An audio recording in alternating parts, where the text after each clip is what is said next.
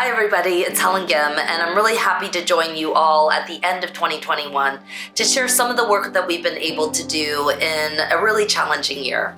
I think it's incredibly important for progressives at all levels of government to be able to demonstrate that we've been able to make seismic change and sometimes transformative change.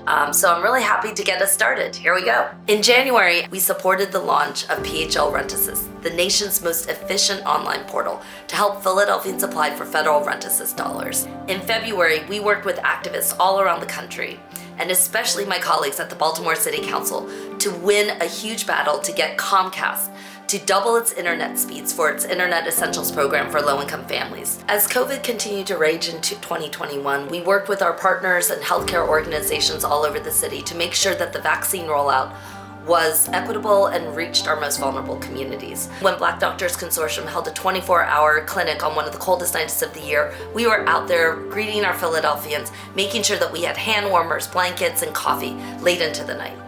Philadelphia has always been a loud and proud sanctuary city, and we cemented that in March as we watched and celebrated when Carmela Hernandez and her 4 children ended a 3-year sanctuary inside our city's churches. In June, after a year's worth of work, we launched our youth anti-violence agenda that was powered by the voices of young people themselves, youth advocates, and anti-violence experts all over the city.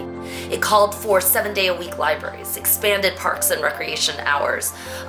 It talked about mental health supports for young people, and we were proud to win the first efforts in our city budget of $20 million going towards youth organizations supporting young people at risk. This budget cycle, we saw a significant number of wins, including fighting off nearly $500 million in proposed tax cuts. We won eviction prevention work, and in memory of Walter Wallace, we were able to win the first investment in a non-police emergency response unit to support families who are suffering from mental health crises.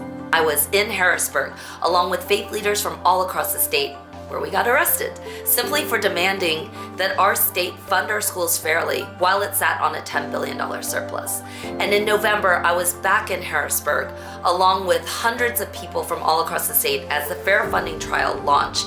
More than a decade in the making, it's making sure that we're fighting for the schools and the funding that our kids truly deserve. Over the summer, this governor's statewide juvenile justice task force issued its recommendations, which, if enacted, would be amongst the strongest ensuring the protection of young people in state care. And we also won allocation of money towards a youth ombudsperson to make sure that young people in residential placement would be safe and would have somebody to turn to. We rallied in front of our municipal courts and won new protections against lockouts for families who had already applied for rent assistance. We heard from 2 national studies that showed that our work in preventing evictions prevented tens of thousands of COVID cases from spreading. We led the charge for a safe reopening of schools in September, standing shoulder to shoulder with school communities at SLA Bieber and at Masterman, demanding that every school have established health and safety protocols.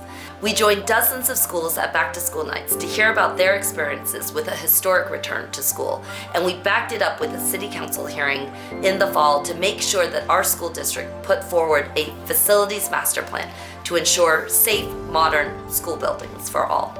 We joined with school principals to demand that the City of Philadelphia work with the school district to establish school safety zones, which launched this fall.